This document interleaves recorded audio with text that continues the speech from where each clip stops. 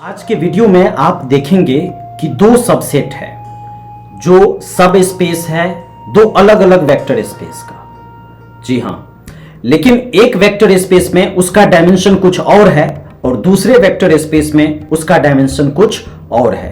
तो यहां पे थोड़ा सा कंफ्यूजन वाला जो मामला है वो बनता है। अब इसको क्लियर करने के लिए करना पड़ेगा कि नहीं रिवीजन बाजी।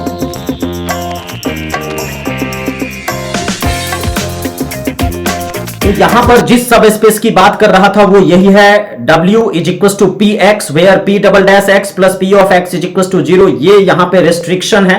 अब इस रेस्ट्रिक्शन से कितने एसेंशियल आर्बिटरी कांस्टेंट प्रोड्यूस होंगे वो देखना बड़ा इंटरेस्टिंग।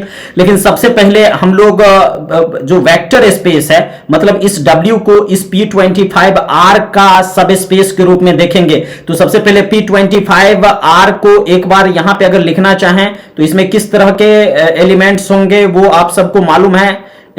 यहां पे ये जो आपका पोलिनोमियल है, ठीक है, जहां पे ये A0 A1 ये सब R के एलिमेंट्स हैं, ठीक है।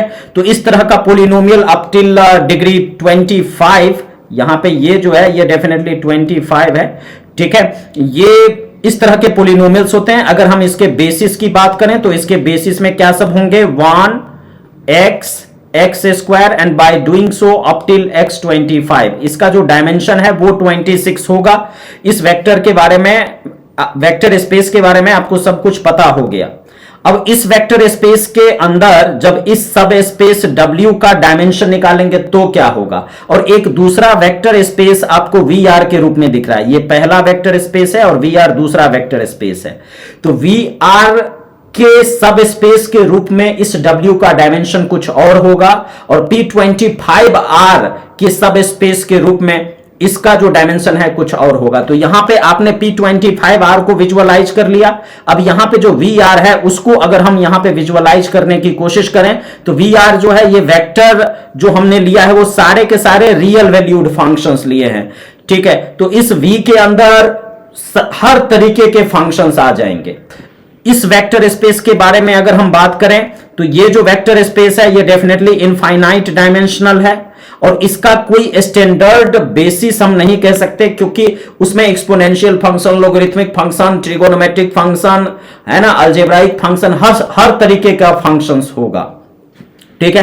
तो ये आपका वेक्टर स्पेस। तो सबसे पहले अब हम लोग क्या करते हैं, W के बारे में देखेंगे, फिर देखेंगे कि यहां पर ये जो 26 डायमेंशन वाला P25R है उसके अंदर उसके सब स्पेस के रूप में W का क्या डायमेंशन होगा, और इसी W का डायमेंशन इस V जो कि सारे के सारे रियल वैल्यूड फंक्शंस को रखे हुए है उसके रिस्पेक्ट में इस W का डायमेंशन क्या होगा। तो सबसे पहले W को फाइंड आउट करने के लिए, W के डायमेंशन को फाइंड आउट करने के लिए इसमें जो रेस्ट्रिक्शन लगा हुआ है जो कि एक डिफरेंशियल इक्वेशन के फॉर्म में है उसको हम सबसे पहले यहां पे डिकोड करेंगे। ये आपका P double dash x plus P of x is equal to 0 ये नजर आ रहा है। इसको हम क्या लिख सकते हैं, इसको निश्चित तौर पे D square P of x है ना and plus P of x is equal to 0 के रूप में लिख सकते हैं। तो यहां पर आप देख लीजिए कि यहां पे d जो है डेफिनेटली हमने जो सिंबल यूज किया है d बाई डी एक्स के लिए, ये हो जाएगा आपका D square plus 1 into P of x is equal to 0 है ना।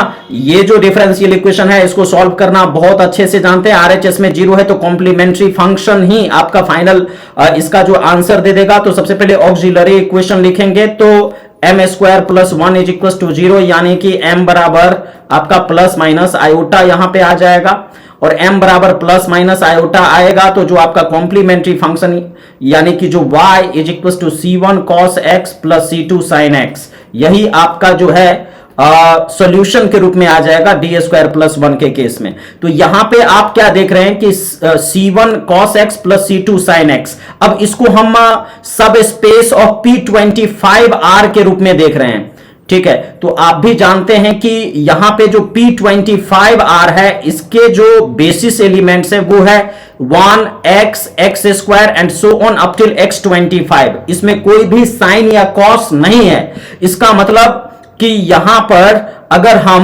इस सब स्पेस W को जनरेट करने की कोशिश करेंगे तो उसके बेसिस में cos x और sin x linearly independent vector के रूप में आने वाला है, जबकि P25R उसको अलाउ नहीं करेगा। इसीलिए हमारे पास एक ही पॉसिबिलिटी है कि C1 = C2 = 0 हो जाए।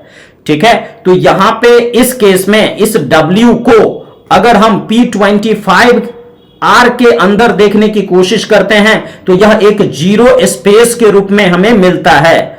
ठीक है, इन P25R W जो है वो क्या हो जाएगा, जीरो स्पेस। और जीरो स्पेस जो होता है उसका जो बेसिस होता है वो क्या होता है, नल सेट, क्योंकि इसमें सिर्फ जीरो एलिमेंट है तो उसका जो बेसिस है उसमें कोई एलिमेंट नहीं होगा, है ना, क्योंकि अगर हम बेसिस में जीरो रख देंगे तो लिनियरली डिपेंडेंट हो जाएगा। तो ये जो नल सेट है ये बेसिस है किसका, इस W का। ठीक है, और इस नल सेट में जितने एलिमेंट होंगे वही डायमेंशन होगा, तो इसलिए इसमें कोई एलिमेंट नहीं है, तो dimension of W in P25R, ठीक है, W का डायमेंशन, इस W का डायमेंशन P25R में क्या हो जाएगा, 0। ठीक है, तो यहां से कंक्लूजन क्या आया कि dimension of W in P25R ये हो जाएगा 0। लेकिन अगर हम इसका जो डायमेंशन है, डायमेंशन ऑफ W इन, अगर हम VR/R इस वेक्टर स्पेस में देखें तो ये 2 हो जाएगा। क्यों? क्योंकि उस केस में आप भी जानते हैं कि यहां पे जो cos x है और sin x है ये बेसिस में होगा, किस वेक्टर स्पेस के रूप में, वह वेक्टर स्पेस जो कि सारे के सारे रियल वैल्यूड फंक्शंस को अलाउ करता है। ठीक है, तो अब यही जो सबसेट है, अगर इस सबसेट W को VR के सब स्पेस के रूप में देखेंगे तो sin x और cos x ये दो एलिमेंट्स बेसिस में आ जाएंगे। ठीक है, इस W के बेसिस में sin x और cos x आ जाएंगे लिनियरली इंडिपेंडेंट वेक्टर्स के रूप में, और उस केस में इसका जो डायमेंशन है वो 2 हो जाएगा। तो यहां पे आपने ये इंटरेस्टिंग क्वेश्चन देखा कि dimension of W for this vector space 0 हो जा रहा है, और उसी W का जो डायमेंशन है वो VR/R के रिस्पेक्ट में जो है वो 2 हो जाता है। अगर इससे रिलेटेड कहीं पे कोई डाउट है तो निश्चित तौर पे आप हमसे पूछ सकते हैं।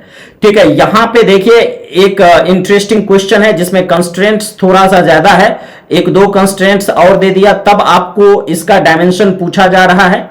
ठीक है, यहां पे जो है ये f(0 = 0) है। अगर यहां पे ये देखने में प्रॉब्लम हो रहा है तो ये जो कंडीशन है वो ये है कि d² + 1 into f(x) = 0 such that f(0 = 0 and f(π) = 0। तो आपने अभी इसका सॉल्यूशन जो है d² + 1 into fx = 0, तो निश्चित तौर पे यहां पे फिर से वही ऑक्सिलरी इक्वेशन आएगा। ये ऑक्सिलरी इक्वेशन आएगा तो यहां से आपका जो कॉम्प्लीमेंट्री फंक्शन है c1 cos x + c2 sin x के रूप में मिलेगा।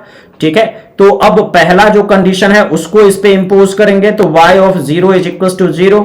ठीक है, तो y(0 = 0) रखने पे ये क्या आ जाएगा, 0 = c1 cos 0 + c2 sin 0। तो यहां से क्या कंक्लूजन आया, cos 0 1, sin 0 तो ऑलरेडी 0, तो यहां से कंक्लूजन आया कि c1 = 0 होगा। एक और जो कंडीशन है वो क्या है, y(π) = 0। तो y(π) = 0 जब इस कंडीशन को इसमें इंसर्ट करेंगे तो इस कंडीशन को इसमें इंसर्ट करने के बाद एक बार फिर से y(π) = 0, यानी कि ये आपका आ जाएगा 0 = c1 cos π, ठीक है, एंड प्लस c2 sin π। तो एक बार फिर से आपको यहां पे जो भी चीजें देखने को मिल रही है ये तो हो जाएगा -c1, क्योंकि cos π -1 होता है, तो 0 = -c1 and plus c2 sin π, ये तो 0 ही होगा। तो यहां से एक बार फिर से c1 0 होता हुआ नजर आ रहा है। तो निश्चित तौर पे एक आर्बिट्ररी कांस्टेंट लूज हो गया, है ना, लॉस हो गया एक आर्बिट्ररी कांस्टेंट का, ये जो भी कंडीशंस है उसके कारण। तो अब जो W है वो स्पैन होगा किससे, W किस तरीके का सब स्पेस होगा, ये होगा c2 sin x, जहां पे c2 बिलोंग्स टू R।